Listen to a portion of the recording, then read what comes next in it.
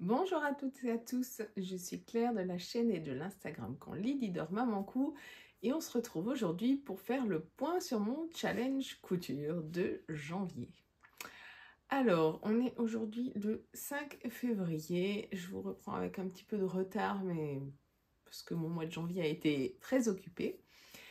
Alors, si vous aviez vu ma vidéo challenge, je me suis dit que cette année, j'allais pas me faire des objectifs couture insurmontables, mais que par contre, je voulais me faire un challenge mensuel, c'est-à-dire tous les mois, me coudre une pièce qui était un indispensable de mon dressing et une pièce qui me manquait réellement. Alors, ça ne sera pas automatiquement des pièces incroyables tous les mois, mais des choses par contre très utiles et qui me manquent pour me vêtir au quotidien. Donc pour le mois de janvier, je vous avais dit que mon objectif, c'était de me coudre une veste doublée. Et c'est ce que j'ai fait, donc je vais vous la présenter. Alors, on revient rapidement sur le patron pour celles qui n'avaient pas regardé la vidéo de présentation.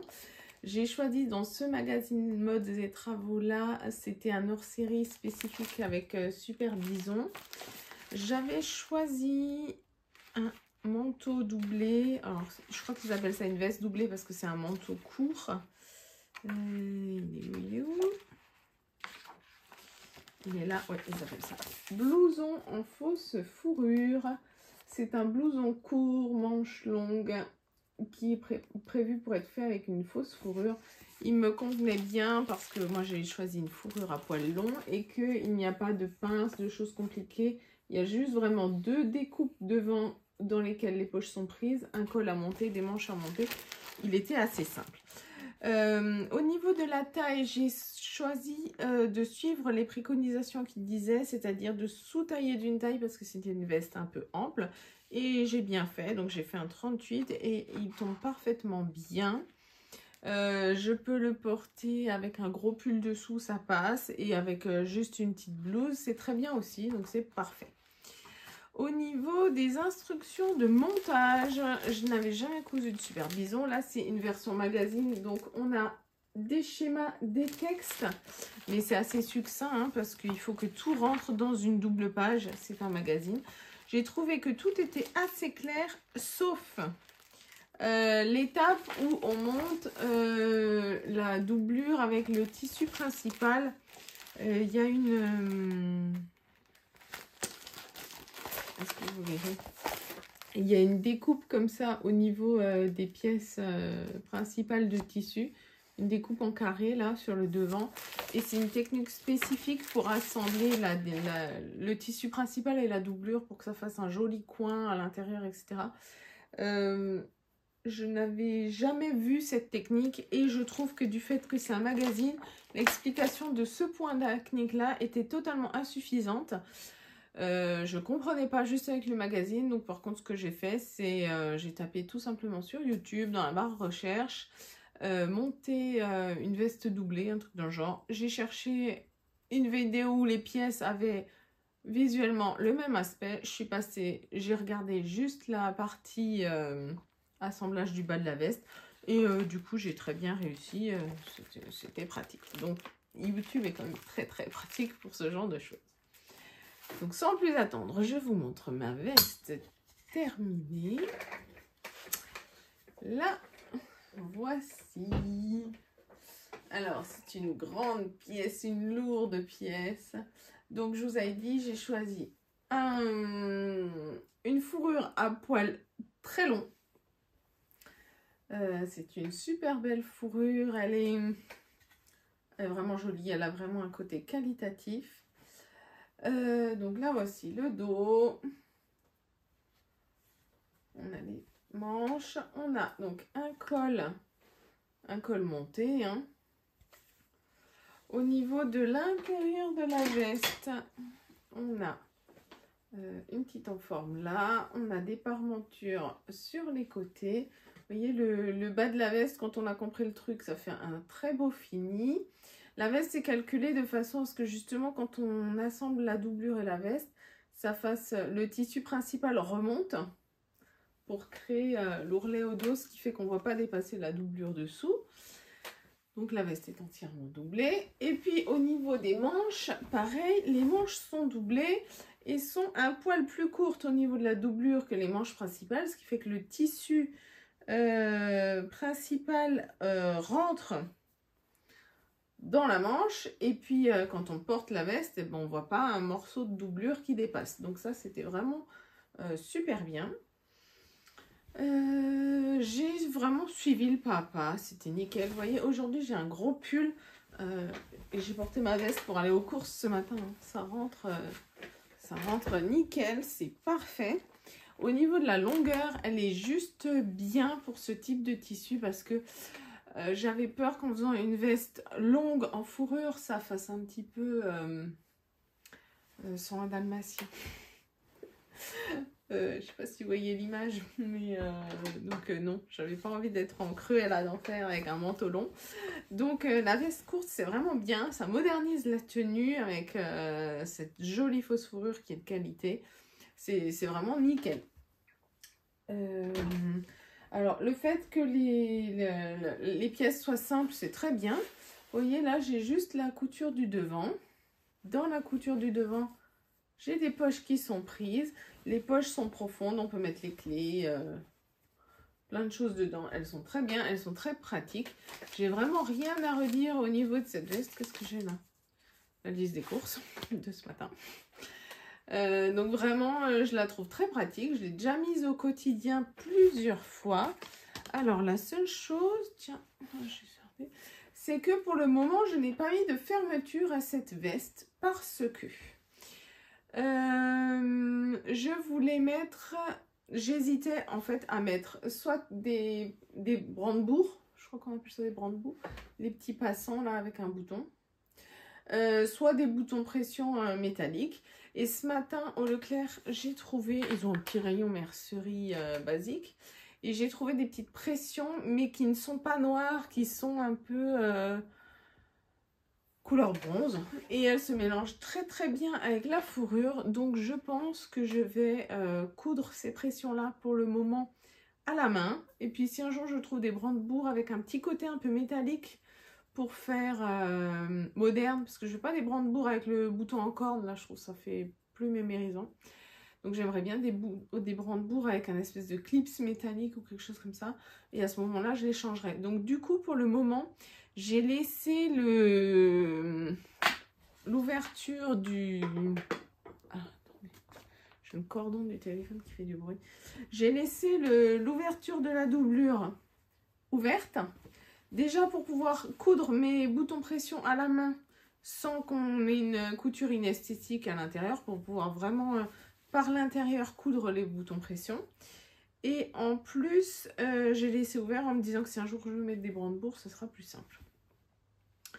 Voilà. Ah, je vous ai pas dit aussi, au niveau de la doublure dos, on a... oh, c'est où? On a ici, on a un petit pli d'aisance là. Je sais pas si vous verrez. Oh, elle est lourde cette veste. On a un pli d'aisance de en bas à en haut, au milieu dos là. Et vraiment, c'est très très bien. Cette veste est... Alors c'est de la fausse fourrure synthétique, hein, bien sûr, pas de la vraie fourrure. Hein.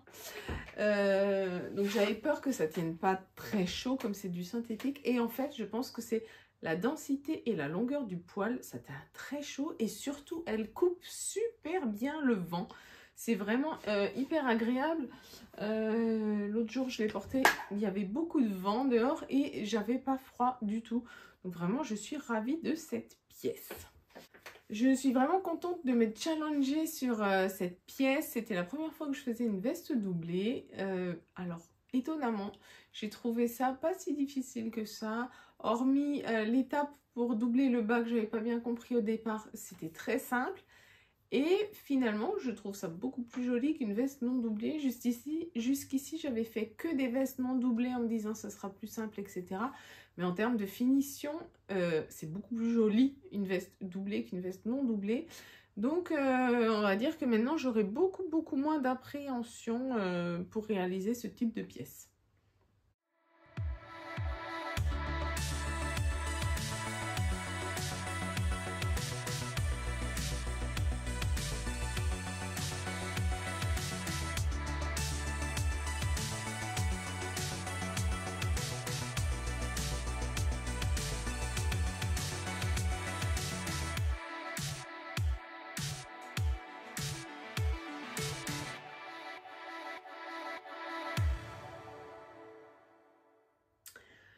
on passe maintenant au projet challenge couture du mois de février. On est déjà le 5, donc il faut que je me dépêche de vous filmer ça et de vous monter la vidéo pour vous parler de mon projet de février. Alors pour février, je veux me faire des pyjamas. Je ne sais pas pourquoi j'ai tendance toujours à délaisser cette pièce de la garde-robe. C'est sûrement parce que c'est une pièce qu'on ne porte pas à l'extérieur et que personne ne verra à part mes enfants, mon mari et moi. Et pourtant, c'est une pièce qui est indispensable. Enfin, je ne sais pas vous, mais moi, je mets tous les jours un pyjama. Alors, des fois, en été, c'est juste un t-shirt un peu ample avec une culotte. Mais les 3/4 de l'année, hormis canicule, je mets des pyjamas. Alors, pyjama short, pyjama normal. Mais c'est une pièce que je délaisse beaucoup. Et là, dernièrement, je me suis rendu compte que je n'avais plus que 2 pyjamas complet et un pantalon. Le pantalon est en train de se déchirer tellement le tissu commence à être usé. Et il y a un de mes 2 pyjamas que j'ai fait et entre temps j'ai pris du poids et il commence à être bien serré, bien juste. Donc vraiment il faut que je me fasse des pyjamas d'hiver. Donc pour les pyjamas d'hiver, j'ai sélectionné plusieurs patrons parce que alors je veux me faire au moins un pyjama. Mais je ne désespère pas d'en faire peut-être 2 ou 3 de plus. Parce que j'en aurais besoin vraiment. Donc je vous ai sorti quelques patrons auxquels je pense qui pour moi seront très bien. Alors on a 2 pyjamas dans du chêne et trame. Et puis une proposition aussi pour des tissus jersey, tissus stretch. Alors déjà pour le chêne et trame, il y a dans ce livre-là, j'avais déjà fait, il y a le pyjama février. Au mois de février, ah bah en plus on est en février, faut croire qu'en février on veut de la chaleur, hein, il fait froid. Voilà, en février elle propose Charlotte Ozou ce pyjama là avec un haut et un pantalon. C'est un pyjama que j'ai déjà fait plusieurs fois, je le trouve très élégant. La chemise a un col châle, il y a du passe-poil qui est passé autour du cou, le pantalon est plus ajusté avec une ceinture élastiquée et pareil un détail de petit passepoil sur la couture du côté de la jambe. J'ai déjà fait ce pyjama comme je vous le disais plusieurs fois. Je le trouve très beau, je trouve que cette insertion de biais ou de passepoil sur la jambe et autour du col, ça fait très très chic. Je l'aime beaucoup. Par contre, il a 2 défauts, je dirais entre guillemets. Le pantalon pour moi est trop court. La stature du livre de Charlotte Ozou, c'est 1,65 m. Je l'avais rallongé de 5 cm et je le trouve quand même malgré tout un poil trop court. Donc, il serait encore à allonger pour moi. Et la chemise, je l'aime beaucoup, mais comme c'est un col châle, je trouve que ça demande quand même pas mal de travail. Alors, c'est très propre, c'est très joli. Ça fait une très très belle finition, intérieure comme extérieure. Mais c'est pas un pyjama qu'on fait vite fait en une journée et qu'on porte dans la foulée. Donc j'aimerais partir un petit peu dans l'idée de l'aspect de ce patron, mais je vais essayer de me faciliter la tâche. Alors pour ça, j'ai sorti mon coffret de la Coupe d'Or. Dans le supplément 301, il y a ce patron de pyjama. Donc, sur la même planche à patron, vous pouvez faire la chemise, la robe de chambre qui est en fait une chemise allongée et le pantalon. Et moi, je pense que je vais me faire plutôt ce pyjama-là. Vous voyez, en fait, vous avez... ça, c'est le patron du pyjama, c'est tout simple. Un devant, un dos, une ceinture, on glisse un élastique et c'est réglé. Donc, moi, je pense que je vais me faire ce pantalon là parce que je sais qu'avec la Coupe d'Or la stature est parfaite pour moi. Par contre je vais essayer peut-être de trouver du biais et de garder l'astuce de Charlotte Ozou et de glisser un biais sur la couture latérale, on verra. Et puis pour la chemise, c'est une chemise en fait qui peut être déclinée soit en longueur courte, normale aux hanches pour faire un pyjama classique, soit après avec un bas liquette pour faire une chemise de nuit. Donc, je vais faire cette chemise-là, version, entre guillemets, courte. Et pour moi, elle est plus simple parce qu'on n'est pas sur un col châle, mais sur un colle, pied de colle. Donc, ça sera plus rapide à assembler. Après, colle, pied de colle, ça demande quand même un peu de travail, mais on est sur un pyjama, donc c'est pas la fin du monde. Pareil, là, il propose de mettre une... ouais, je sais pas si vous verrez au niveau des dessins. Une petite poche plaquée au niveau du devant, ou une poche passe-poilée même. Je sais pas si c'est une vraie poche ou une fausse poche. Moi, c'est sûr que ça, je vais pas m'amuser à faire, hein, une poche passe-poilée. Pas besoin de poche dans mes pyjamas. Mais ça peut aussi être une bonne base pour décliner des pyjamas très chic. Donc, moi sinon, ouais, si, c'est une vraie poche. Il y a le schéma de la pièce poche là, à faire, donc c'est très bien. Donc, je pense que je vais me faire le modèle de la coupe d'or, mais en essayant de reprendre des traits esthétiques du pyjama février de Charlotte Ozou. Et puis comme ça me permettra de valider ou non ce patron. Du coup, pour le tissu chaîne et trame, oh punaise, il est hyper lourd. J'ai sorti ce tissu-là. Alors, il est hyper lourd déjà parce que j'en ai un sacré métrage. Et ensuite parce que... Où est le début du coupon? Très bonne question. Il est là. C'est une flanelle. Je ne sais pas si vous allez le voir ici. C'est un tissu, il est vraiment poilu, quoi. C'est une flanelle de coton. Elle est magnifique, avec des petits carreaux, comme vous le voyez. Elle est belle, elle est lourde, elle est souple et surtout, elle est très chaude. Elle est très douce. J'avais trouvé ça en ressourcerie. Et alors, c'est sûr que le carreau est très classique, hein. Peut-être même un poil désuet, mais par contre, je sais que ça, pour dormir, là, ces jours-ci, ce matin, on avait de nouveau -6 au réveil. J'en peux plus. Donc, la flanelle. La flanelle, ça sera très bien. Ça sera mon premier pyjama en flanelle. Du coup, je pense que j'ai dû en avoir en enfant. Mais depuis que je suis rentrée dans l'âge adulte, non. Donc, je suis très contente de me faire ça. Alors, vous me connaissez, moi et ma passion pour les raccords. Je vais faire, comme toujours, très attention aux raccords au niveau de la découpe. C'est pas parce que c'est un pyjama que ça doit être moche. Surtout que, finalement, si c'est un pyjama qui est bien réussi, je pourrais l'emmener dans toutes nos vadrouilles, là. Alors, pour ce week-end, ça sera pas possible parce que ce week-end, on part à Lyon, on va voir de Chine. Donc, il sera pas fait. Clairement pas. Mais je sais qu'aux vacances de printemps, normalement, si tout va bien, on est censé partir en vacances à Paris, faire quelques jours de visite. Donc, bon, j'aurai un beau pyjama pour déambuler dans les couloirs de l'hôtel. Et voilà. Donc, voilà, mon petit tartan flanelle qui sera à mon avis un très bon choix pour un pyjama d'hiver. J'ai un très grand métrage, comme je vous disais, je crois que j'ai quasiment 3 mètres. Donc il y a largement plus que pour me faire un pyjama pour moi. Donc il est fort probable que je fasse également un pyjama à Lydie dedans. Voilà, on verra. Et puis après, pour tout ce qui est tissu jersey, là j'ai sorti mes 2 bibles tissu jersey, tissu extensible. Mes 2 bibles, coudre le stretch, le 1, le 2. Le 1, c'est tout ce qui est les tops. Le 2, c'est tout ce qui est les bas.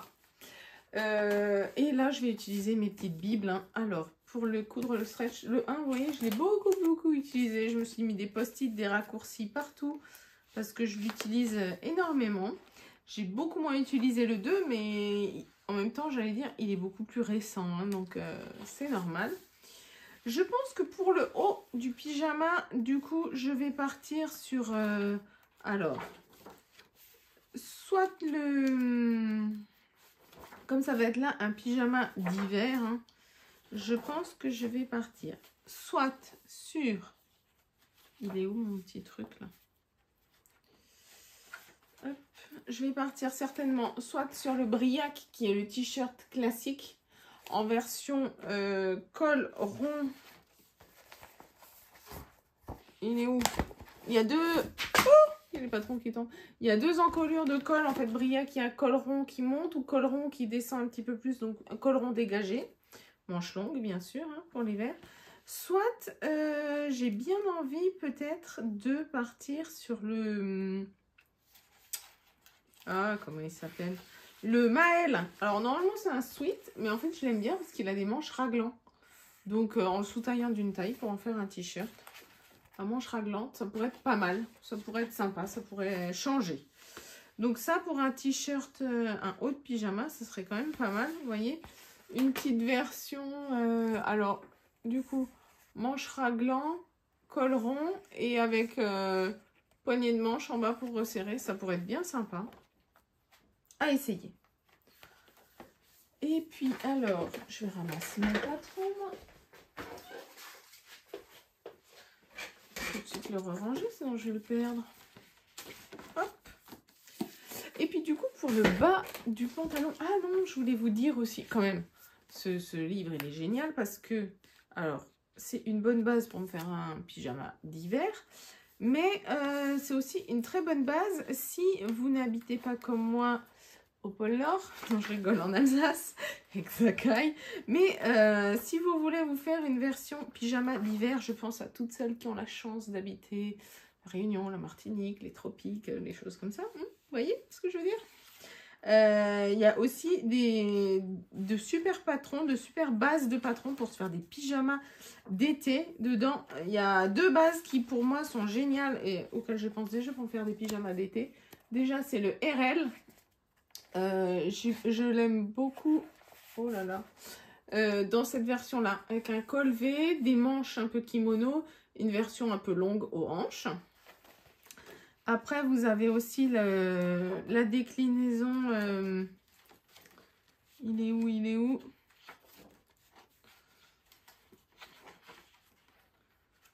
Comment elle s'appelle? Yvonne. La déclinaison Yvonne. Qui là fait vraiment petite nuisette débardeur. J'aime beaucoup la version qu'elle propose avec un petit peu de dentelle là en haut. Ça peut faire vraiment une petite nuisette ou un petit débardeur de pyjama hyper sympa. Et puis pour celles qui veulent un pyjama d'hiver ou d'été, peu importe, et qui allaitent, parce que je m'en étais fait une version quand j'allaitais, eh ben, j'avais utilisé celui-là, le Lucette, qui est un super cache-cœur avec de l'aisance, et donc qui est hyper pratique pour l'allaitement. Donc, vous voyez, que des bons basiques dans ce magazine. Et puis pour le bas, chez elle, je voulais me faire... alors, elle propose plusieurs patrons de pantalons. En fait, elle en propose 3. Vous avez le legging à Arzel. Alors, celui-là, je l'ai déjà fait. C'est mon patron de legging quand je vais à l'escalade.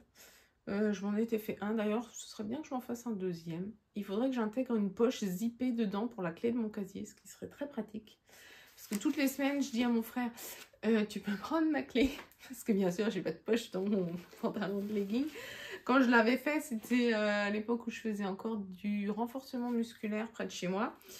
Et depuis que j'ai repris l'escalade avec mon frère, c'est quand même super bien. Mais j'ai pas de poche dans mon legging. J'avais pas ce problème-là précédemment. Mais bon, je suis tellement contente d'avoir retrouvé un acolyte de grimpe. Parce que pendant des années, je grimpais avec mon meilleur ami. Marius, et qui m'a lâchement abandonné, qui est parti habiter à La Réunion. Il a bien raison. Et puis sa compagne et lui font toujours beaucoup d'escalade, mais bon, c'est un peu compliqué de se dire on se retrouve tous les mercredis soirs pour aller à l'escalade. Beaucoup d'avions. Donc bon, bref, je suis ravie que mon frère m'accompagne à nouveau pour l'escalade. On s'amuse super bien. Donc Arzel, j'ai complètement dégraissé. Leggings de sport, mais beaucoup trop moulant pour un pyjama à mon goût. Je ne serai pas des plus confortables dedans. Du coup, elle en propose 2 autres. Il y a le BL ou le... Il est où? Ou lequel? Alors, on a le BL, lui, il est comme ça. Il fait un peu plus pantalon de jogging. Il est un peu ample à la taille. Elle met des poches dedans et on peut serrer le bas ou non avec des bracelets de cheville. Mais il a quand même pas mal d'ampleur. Et puis, il y a le qu'elle appelle pantalon de yoga avec une ceinture très extensive, un peu à faire genre en bord côte. Une jambe ample, mais moins ample que celui d'avant. Et puis pareil, on peut aussi serrer le bas avec soit avec des cordons, soit avec des bracelets de cheville. Et je pense que c'est lequel que je vais faire parce qu'il me plaît pas mal. Ceinture en bord-côte, voilà. Un effet bouffant ou pantalon droit. Et c'est vraiment ce que je recherche. Donc je pense que je vais me faire lequel. Le biel, à mon avis, il est vraiment bien avec sa découpe pour faire des pantalons de jogging, des pantalons de détente à la maison.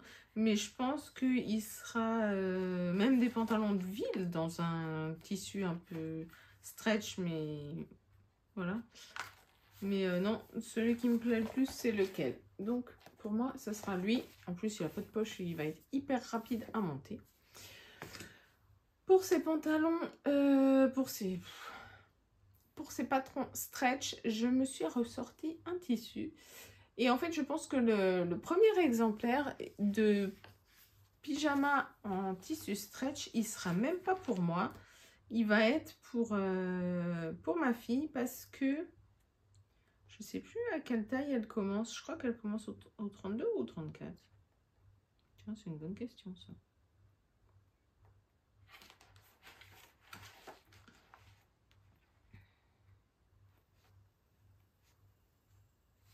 C'est ça. Donc les patrons de Marie, ils commencent au 34, ils vont jusqu'au 52. Et je pense que la première réalisation que je vais faire, en fait, elle ne sera pas pour moi, elle sera pour Lily. Quand j'avais fait mon tri de tissu, j'avais sorti de mon stock ce tissu-là. C'est un jersey de coton qui est d'une belle épaisseur, qui a un fond beige, des motifs, comme vous le voyez, d'arbres avec des petits singes par endroits. Et en fait, je vous disais, je l'avais acheté, je l'aimais bien, mais je savais pas quoi en faire et il ne me va pas du tout au teint. En fait, il me donne un air malade. Donc, j'avais dit, bah, je vais pas me le coudre. Et en fait, quand Lydie l'a vu dans la pile à donner, elle m'a dit, non, mais maman, il me plaît, moi, celui-là de tissu, tu veux pas me faire quelque chose dedans, etc. Et puis, en discutant, il n'y a pas longtemps avec elle, elle me disait qu'elle aussi, il lui manquait des pyjamas. En fait, elle a tellement grandi qu'elle se retrouve avec les manches ici et des pantalons qui ressemblent à des pantacourts. Donc, on a dit, oui, si, on a dit. Elle m'a demandé de lui faire des nouveaux pyjamas. Je lui ai proposé ce tissu, elle m'a dit oui. Donc, je vais lui faire, je pense, un pyjama confort là-dedans. Et puis moi, il faut que je regarde dans mes chutes, dans mes restes de jersey, ce que j'ai pour me faire un pyjama, moi aussi. Voilà tous mes petits patrons, mes idées. Dites-moi, est-ce que ça vous tente de vous faire un pyjama aussi? Je trouve que c'est finalement une pièce du dressing qu'on délaisse pas mal et qui pourtant est tellement utile. Donc ce mois-ci, ce sera pyjama. J'espère que mes idées vous auront plu. Si vous vous lancez vous aussi dans un pyjama en février, vous pouvez dès à présent, dès que vous l'avez fait, m'envoyer un petit mail avec vos photos de pyjama. Je pourrai les insérer à la fin de la vidéo bilan de février si vous en avez fait. Pour qu'on se motive les unes les autres. Je trouve ça vachement bien. Il y a certaines d'entre vous qui m'ont écrit après avoir fait leur veste ou commencé leur veste. Alors, il n'y en a qu'une de vous, je crois, qui est arrivée jusqu'au bout et qui m'a envoyé les photos finies de sa veste. Je les insérerai. C'est une superbe veste. En plus, je crois que c'est un patron Burda. Il me semble que c'est un magazine que j'ai en stock en plus. Et je me suis dit, waouh, c'est trop beau. Ça m'a donné très très envie de réaliser ce patron. Donc voilà, j'aime beaucoup voir vos réalisations, donc surtout n'hésitez pas, même si c'est pas Instagrammable ou YouTubeable, on va dire, on s'en fiche, c'est pour nous, c'est pour se motiver, se dire bah ouais, j'arrive à faire des trucs super beaux et entretenir notre fierté et notre joie d'entreprendre et de réussir à faire nos vêtements. Voilà, j'espère que ce projet couture challenge février vous aura plu et on se retrouve très bientôt pour le bilan. Allez, bonne journée, à bientôt.